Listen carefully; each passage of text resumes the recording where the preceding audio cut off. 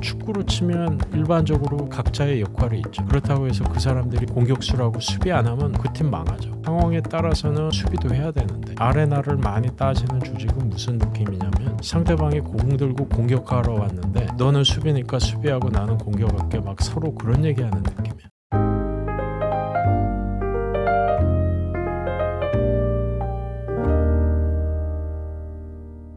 구독자 여러분 안녕하세요. 성장하는 인사 담당자를 위한 팟캐스트 H다 팟캐스트의 진행을 맡은 마이다스 박병규입니다. 네, 오늘은 유명하신 분을 모셨는데요. 20여 년간 실리콘밸리의 유명 IT 기업에서 개발자이자 리더로 경험하시고 현재는 다양한 기업과 회사 그리고 스타트업의 멘토와 기업 컨설팅을 진행하고 계신 업제네 대표 한기용 대표님을 모셨습니다. 반갑습니다, 대표님. 네, 반갑습니다. 저희 구독자분들을 위해서 간단하게 자기소개 한 번만 부탁드리겠습니다. 예, 저는 한국에서 컴퓨터공학으로 학사 석사 마치고 삼성전자에서 커리어 시작했고요. 실리콘밸리로 넘어가서 지금까지 실리콘밸리에서 살고 일하고 있는데 그 과정에서 13개 정도의 회사를 다녔고요. 개발자로 시작했지만 리더 역할을 하면서 작은 스타트업부터 시작해서 야후와 같은 대기업 다니면서 다양한 경험을 했고요. 뭐 오늘 좀 하고 싶은 얘기가 많이 있는데 물론 이제 제가 다른 유튜브 채널 혹은 다른 인터뷰에서 했던 얘기들이 있긴 하지만 HR이라는 관점에서 한 적은 없는 것 같아요. 그래서 오늘은 좀 그런 얘기를 많이 하고 싶습니다. 저도 모시게 된 계기도 대표님의 그 경험과 철학과 사고관 그리고 HR을 좀 접근하는 태도 그리고 리더로서의 그 관점이 어떻게 보면 HR 담당자로서 현업에 적용할 때 실제로 정말 우리 조직이 어떤 걸 원하는가를 좀 들을 수 있지 않을까라는 생각으로 한번 모셔보고 싶었고요. 그런 관점에서 리더라는 경험을 좀 많은 기업에서 해보셨는데 처음에 리더 하셨을 때는 어떠셨는지 그리고 그때 그 기업과 지금의 기억이 어떻게 다른지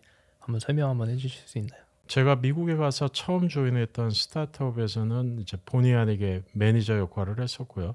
야후에 갈 때까지는 계속 매니저 역할을 하기는 했는데 제가 딱히 리더라는 생각을 갖고 하지는 않았고 할 사람이 없으니까 내가 한다. 뭐 약간 그런 느낌이었어요. 그리고 팀빌딩에 신경을 썼다라기보다는 개인으로 개발을 하는 게 어떻게 보면은 더 중요한 책임이었다라고 생각을 했던 것 같고 돌이켜보면 굉장히 많은 부분이 미흡했죠. 리더라고 생각을 일단 안 했으니까. 근데 야후에 들어갔을 때 석사 마치고 9년 일을 한 다음이었는데 이때 처음으로 좋은 매니저들, 이 사람처럼 되고 싶다라는 그런 모습을 보여주는 리더를 만났고 그분이 저의 지금 롤 모델이죠. 그래서 이분이 저에게 가장 크게 영향을 끼친 거는 한 두 가지 정도 있는 것 같은데 하나는 명확한 결정을 내리는 거의 중요성. 돌이켜보면 저도 그랬고 또 한국에서 리더 역할을 하시는 분들 보면 결정을 내리려고 할 때 주저함이 많아요. 옳은 결정, 틀리지 않는 결정, 모두를 만족시키려는 결정. 그러다 보면 시간을 많이 뺏게 된단 말이에요. 결정 내리기가 힘드니까 혹은 결정 내리기가 두려우니까 정보의 부족이라는 이름 뒤에 숨지 않나 하는 생각이 들고요. 저도 그랬던 것 같고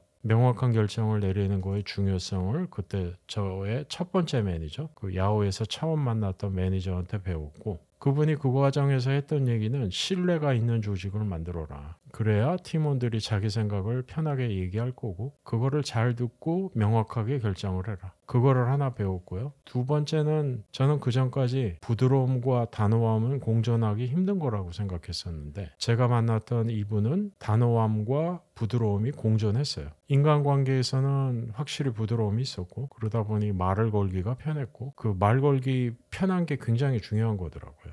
그게 안 되면은 자기 의견을 얘기하기가 힘들기 때문에 그래서 그런 부드러움과 하지만 결정을 내릴 때 명확하고 상대에게 아쉬움이 있을 때 피드백을 주거나 할 때 보면은 또 단호함이 있었거든요.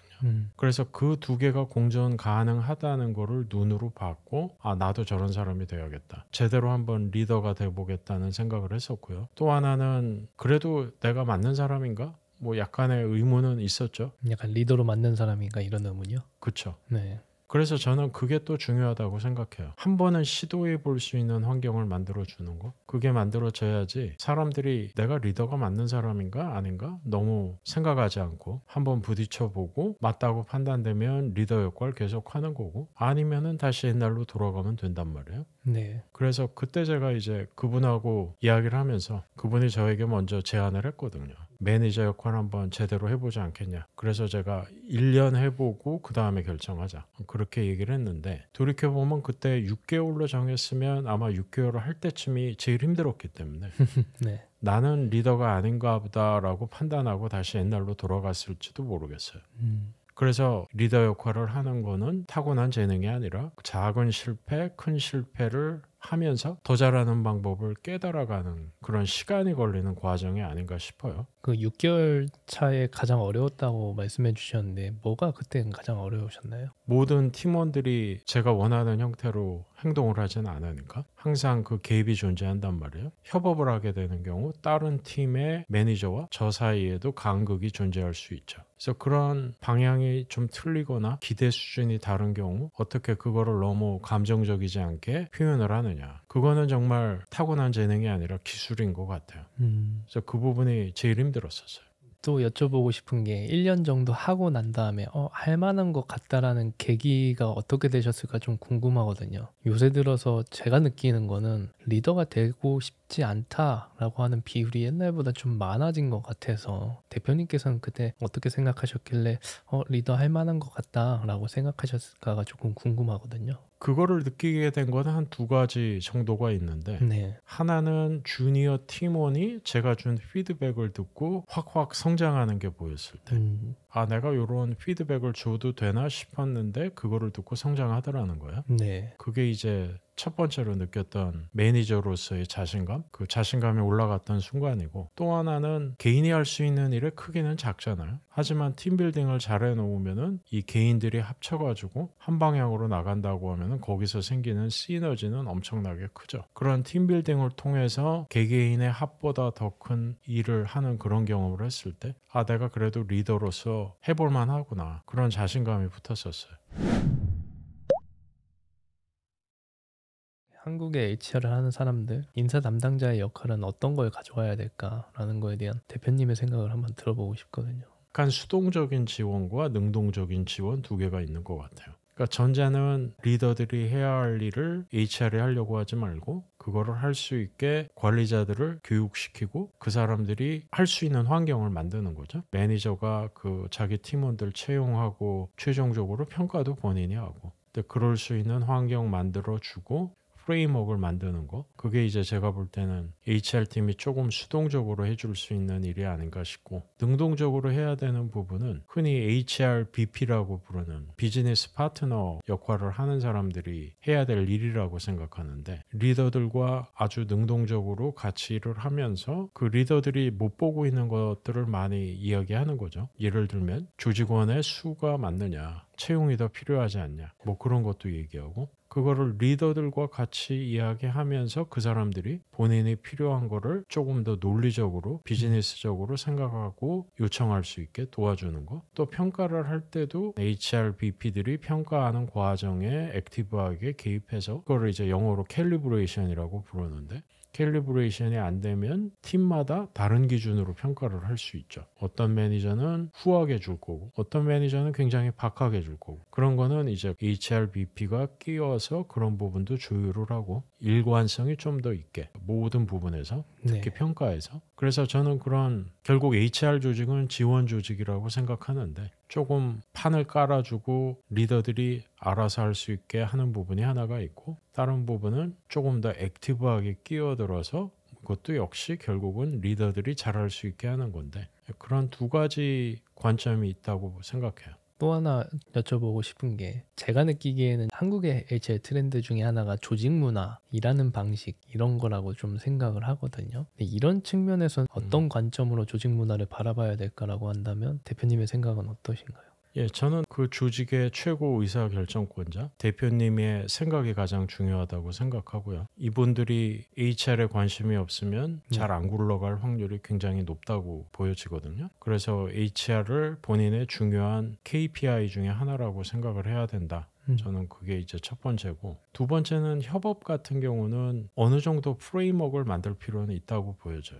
예를 들면 1대1 미팅 같은 거를 의무화한다든지, 그러니까 모든 리더가 자기 밑에 팀원들하고 주기적으로 이야기하는 시간 만들고 거기서 한 단계 더 나가면 협업을 많이 하는 다른 팀들이 있을 거 아니에요. 네. 그런 협업을 많이 하는 팀의 리더들하고도 주기적으로 1대1 미팅을 하는 게 굉장히 좋더라고요.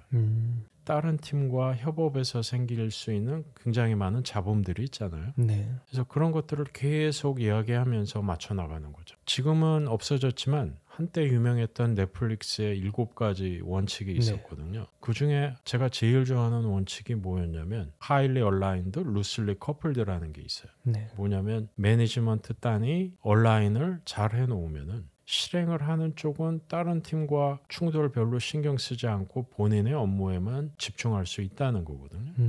그러니까 그 얘기는 뭐냐면 매니지먼트의 책임은 뭐냐? 내 위에 상위 매니저들과 이야기하면서 방향성 맞추고 각자 무슨 일 할 건지 결정하고 근데 이게 한 번 결정했다고 그대로 갈 수는 없잖아요. 시간이 지나면 상황이 자꾸 바뀌니까 굉장히 많은 혼란스러운 포인트들이 생기죠. 그거를 리더들이 계속 만나서 조율하는 거예요. 저는 이게 프로세스의 일부가 돼야 된다고 보여져요. 이게 잘못 가면 맨날 R&R 얘기하는 거예요. 애매한 부분 생기면 이거 누구 책임이야? 어떻게 협업을 잘할지를 결정하는 게 아니라 책임 소재 명확하게 함으로써 충돌을 줄이는 거죠. 근데 이런 일이 너무 많이 생기다 보면 협업이 잘 되는 게 아니라 오히려 분쟁의 소지가 점점 늘어나죠. 건강한 충돌은 사실 장려해야 되는 건데 그런 생각이 들더라고요. 그래서 제가 이 넷플릭스의 아까 그 원칙을 좋아하는 이유가 그때그때 융통성 있게 결정을 해야지 일을 생각지 않고 내 업무만 생각한다는 건 완전히 주객이 전도된 사고방식인 것 같거든요. 네. 축구로 치면 일반적으로 크게 각자의 역할이 있죠. 그렇다고 해서 그 사람들이 뭐 공격수라고 수비 안 하면 그 팀 망하죠. 상황에 따라서는 수비도 해야 되는데 R&R을 많이 따지는 조직은 무슨 느낌이냐면 상대방이 공 들고 공격하러 왔는데 너는 수비니까 수비하고 나는 공격할게 막 서로 그런 얘기하는 느낌이에요. 방금 대표님이 말씀해 주신 걸 듣고 나서 진짜 협업이 잘 일어나는 건 뭐였을까? R&R을 명확히 구분해서 넌 이거 난 이거라기보다는 우리가 일을 왜 하는가에 대한 뭐 미션이나 비전을 서로 공유해주고 그래서 그거에 약간 공감이 되면 내가 이거 한번 해볼게. 너가 이거 하니까 그럼 나도 이거 한번 해볼게. 저는 이럴 때 시너지가 참 많이 났다고 생각하는데 그런 관점에서 보면 R&R이라는 게 좀 굳이 필요는 없을 것 같다라는 생각이 좀 드는 것 같습니다. 그런 관점에서의 이제 외국의 HR과 한국의 HR의 차이는 좀 어느 정도 있다라고 생각을 하세요? 그러니까 한국이 아무래도 제조업으로 발전을 한 나라이기 때문에 네. 그 HR이라는 문화가 물론 이건 이제 대기업 중심으로 얘기하는 거지만 네. 공장에서 공정 관리하던 모양의 HR인 것 같아요. 관리를 하고 통제를 하려고 하는 성향이 강한 것 같고 물론 이제 한국도 소프트웨어로 시작한 곳들은 약간 다른 부분이 있지만 그래도 또 대기업에서 HR 하던 사람들이 많이 들어오면 그 성향이 사라지진 않잖아요. 네. 그래서 한국과 미국을 그냥 HR만 놓고 비교했을 때 가장 큰 차이점은 한국은 조금 더 관리하고 통제하려는 느낌이 강하고 미국은 그거보다는 좀 더 자율성을 많이 주는 그런 느낌이죠. 그게 이제 시작이고 한국 HR은 HR이 직접 하려고 하는 일들이 굉장히 많아요. 그러니까 모든 전반에 걸쳐서 네. 채용부터 시작해서 평가, 보상까지 다 HR이 하죠. 근데 미국은 그런 역할의 상당 부분을 리더들한테 넘긴단 말이에요. HR이 이제 프로세스를 만들고 일부가 되긴 하지만 네. 리더, 매니저의 역할이 굉장히 중요한 거죠. 실패에 관대한 조직에 대한 이야기를 좀 하고 싶은데요. 저는 HR 인사 담당자로서 실패에 관대해야 된다라는 거는 공감하는데 그런 조직을 어떻게 만들 수 있을까가 항상 고민이거든요. 우리가 실패에 대해서 좀 관대해지려면 조직을 어떻게 바꾸면 된다 아니면 어떤 식으로 접근해야 될지 대표님의 생각을 한번 여쭤보고 싶습니다. 이거는 개인이 노력을 해야 되는 부분도 있는 것 같고 네. 어떤 중간 관리자가 노력을 해야 되는 부분도 있는 것 같고 최상위 리더가 해야 되는 부분도 있다고 보여지거든요. 개인 같은 경우는 내 앞에 시간이 많다는 거를 인지해야 된다고 보여져요. 내 앞에 시간이 없다라고 생각을 하면 굉장히 단기적으로 행동하게 된단 말이에요. 근데 이게 쇼킹한 포인트는 아직 20대인데 20대인데 마치 지금 본인이 하는 일이 잘 안 되면은 내 인생 망하는 거야. 그런 사람들이 굉장히 많다고요. 뭐냐면 본인이 못하는 것만 보는 거야. 네. 그래서 첫 번째로 제가 드리고 싶은 거는 개인적으로는 모든 사람들이 실패 두려워하지 말고 앞에 남아있는 시간이 굉장히 길다는 거 염두에 뒀으면 좋겠고 본인의 아쉬운 점, 약점만 생각하지 말고 강점과 장점도 많이 생각해 보라는 거. 중간 관리자들 같으면은 예를 들어 엔지니어링 조직을 책임지는 사람이라면 가끔 원하건 원하지 않건 서비스 사고가 터지게 돼요. 그래서 그런 사고가 생겼을 때 리더로서 보여줘야 되는 관점은 뭐냐면 일단 엔지니어링 조직 외부적으로는 본인이 책임을 져야죠. 본인이 직접 만들어낸 이슈는 아니어도 리더로서의 책임이 있단 말이에요. 그런 모습을 보이고 내부적으로는 손가락질하지 말고 어떻게 하면은 그 문제의 재발을 막을까? 거기에 집중을 해야죠. 그게 중간 관리자들이 보여야 될 모습이라고 생각하고요. 제일 위에 있는 리더는 이제 기본적으로 중간 관리자가 보여줬던 모습하고 똑같은 모습을 보여야 되는 거죠. 근데 이제 이러한 사람들이 약간 힘든 부분은 뭐냐면 이건 특히 대기업이 더 그런데 1년에 한 번씩 조직 개편한단 말이에요. 그러다 보니까 롱텀으로 갈 수가 없는 거예요. 실패를 하면 안 되는 거죠. 그래서 저는 이게 또 하나 좀 굉장히 말이 안 되는 거라고 생각하는데 대부분의 한국 대기업들이 연말에 조직 개편 놀이를 한다고. 그러면 그거는 뭐냐면 리더 역할을 하는 사람들이 1년밖에 못 보는 거예요. 미국에 있는 회사들은 정기적인 조직 개편이라는 거는 없어요. 네. 그래서 어쩌면은 이런 실패를 두려워하는 거는 특히 한국 대기업들 조직 개편을 정기적으로 하는 곳들에서는 자연스럽게 생길 수밖에 없지 않나? 같이 일을 하던 임원이 뭐 날아가고 그러는 거예요. 미국에서는 그런 성과 평가나 그런 주기가 혹시 어떻게 되나요? 예를 들면 이제 한국에서는 연간 평가를 해서 잘 안 나온다라고 하면 바로 개편을 하거나 다른 역할을 부여하거나 하는데 미국에서는 뭐 1년 동안 했는데 만약 성과가 안 나왔다라고 하면 그대로 가는 건지 아니면 그 주기가 뭐 2년이나 3년인 건지 그게 어떻게 되나요? 기본적으로는 최상위 리더 대표의 평가는 이사회에서 하죠. 한국은 이사회가 그냥 유명무실한 조직인 것 같아요. 네. 대부분의 경우 거기서 딱히 하는 결정이 없어요. 제가 다닌 7개의 스타트업에서 창업자 대표가 이사회에 의해서 해고됐던 경우가 4개의 회사에서 있었거든요. 그래서 이거는 굉장히 일반적이고 그러니까 뭔가 문제가 있을 때 쿼터마다 모여서 같이 이야기를 하고 중요한 안건은 투표하고 그리고 한국은 임원이 기본적으로 계약직이잖아요. 네. 계약을 매년 한단 말이에요. 근데 미국은 그런 계약을 하진 않아요. 기본적으로는 쭉 가는 거죠. 물론 언제든지 해고가 가능하긴 하지만 시간을 정해놓고 하진 않죠.